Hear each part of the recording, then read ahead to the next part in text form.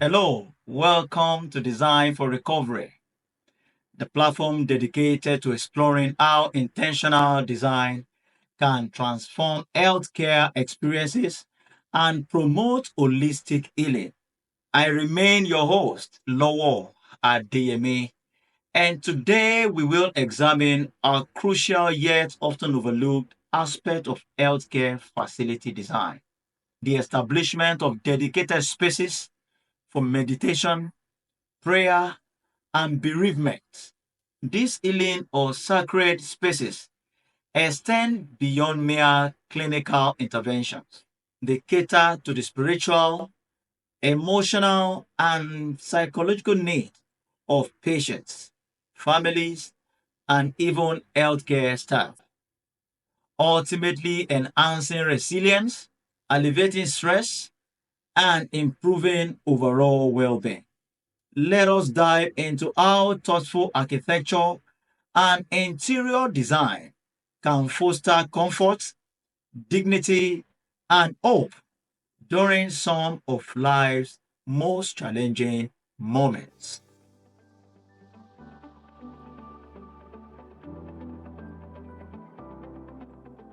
Let us look into some importance of these sacred spaces. When discussing patient outcome, the focus often remains on clinical aspects, medications, surgeries, and therapies. However, research and practical experience indicates that the environment in which healing occurs plays a pivotal role in recovery. Imagine a patient in the ICU enveloped by the incessant beep of monitors and stark glare of harsh lighting.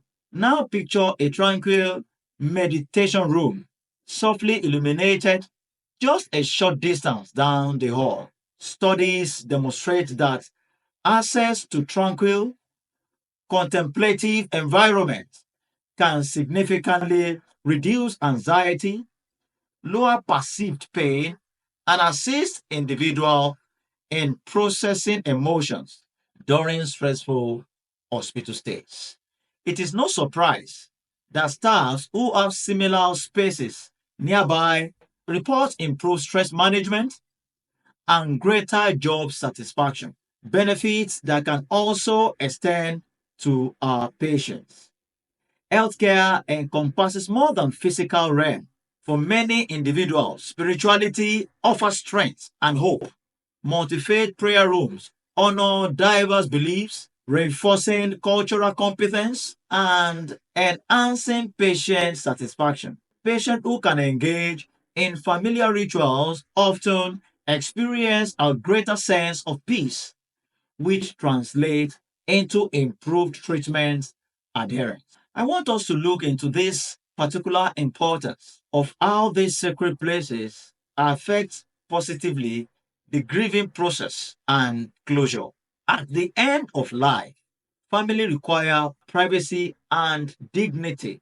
Mourning suits provide loved ones with space to receive news, pay respects, and process loss, mitigating trauma and supporting healthy grieving.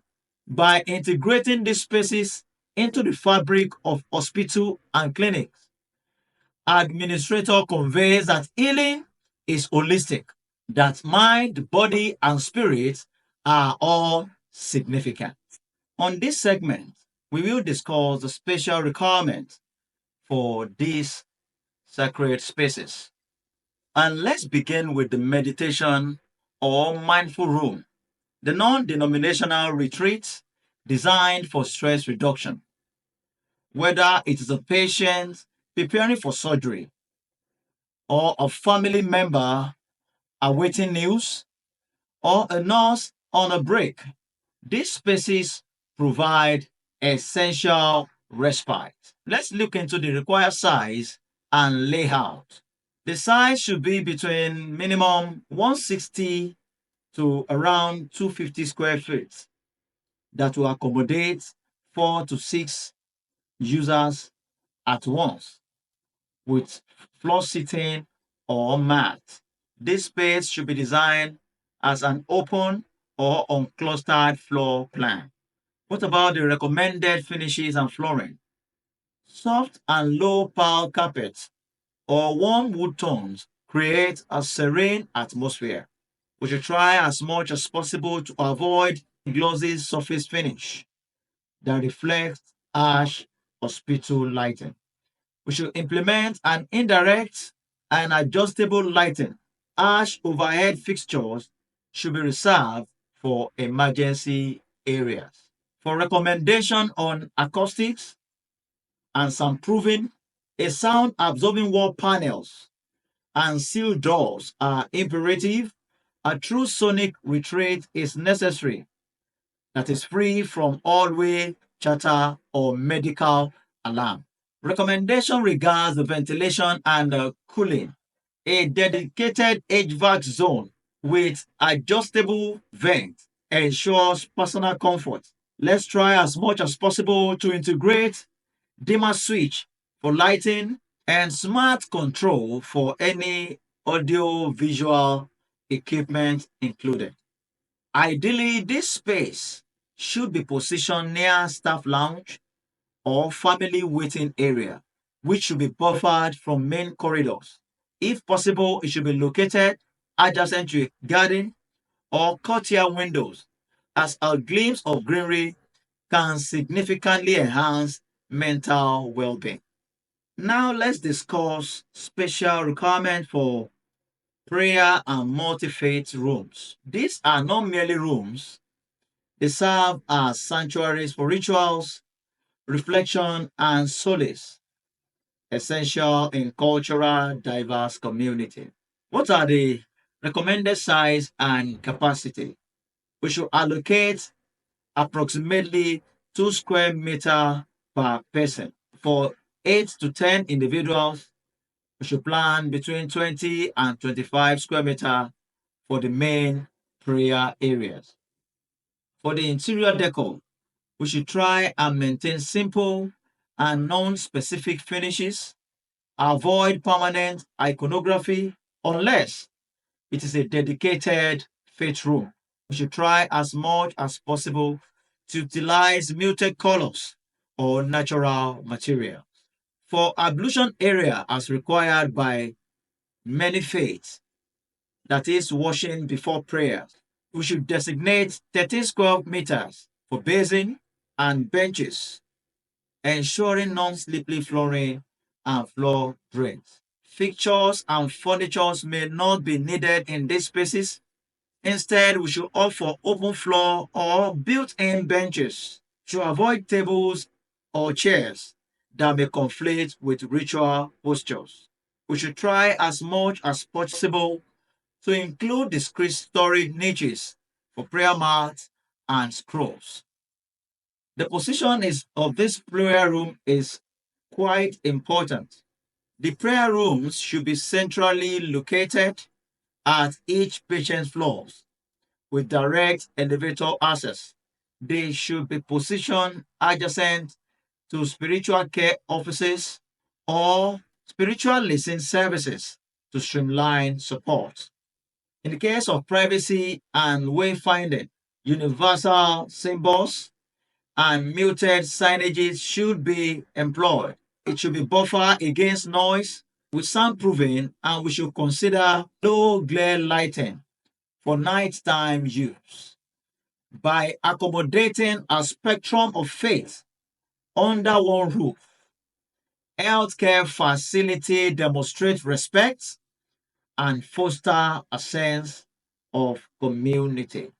Now, finally, let's consider the mourning and bereavement suites, spaces that honor loss and provide families with dignity during some of their darkest hours.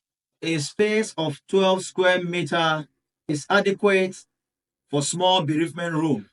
This can be used for private family interviews and initial grief processing. There must be provision for soft seating, adjustable lighting, and refreshment nooks. For larger facility, we can consider this recommendation. 15 to square meter sitting space for group gathering and 10 to square meter viewing room separated by sliding or folding doors. For wall and floor finishes, warm wood tone flooring and carpet is recommended. For the recommendation on the wall finishes and acoustic measures, multi-color palettes, indirect lighting, and sound masking system will enhance privacy and comfort. This sacred area should be located near lobbies, serving ICUs, and emergency departments.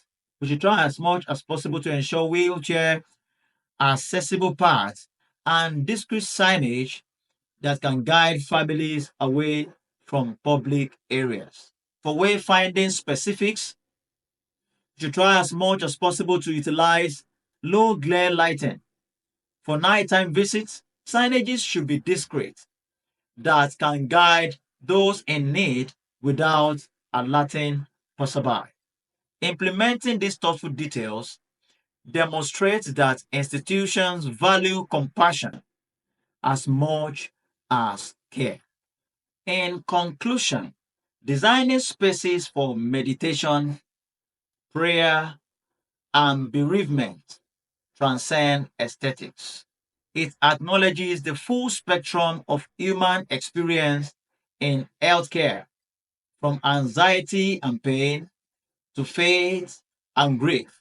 By dimensioning rooms appropriately, specifying the right finishes and control, and thoughtfully placing these sanctuaries, we create an environment that nurtures the mind, body, and spirit.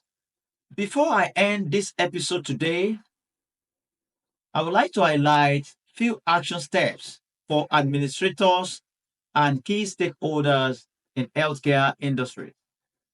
To implement these sacred places in your facility, you can take the following action. Audit the existing facility for underutilized spaces that could be transformed into meditation or prayer room. Engage multicultural focus group to understand faith-based design need within your facility. Collaborate with spiritual care teams and grief counselor early in the planning process of your care facility. And also pilot a meditation room in high stress units and measure the stress and satisfaction metrics over 6 months period. Thank you for joining me on this episode today. Don't forget that you can subscribe, send in your comments, like this episode, refer this insightful platform to your colleague or people you may know within your healthcare space. And in case you desire us for consultation on your upcoming or existing healthcare space, you can contact us via the link at the show notes.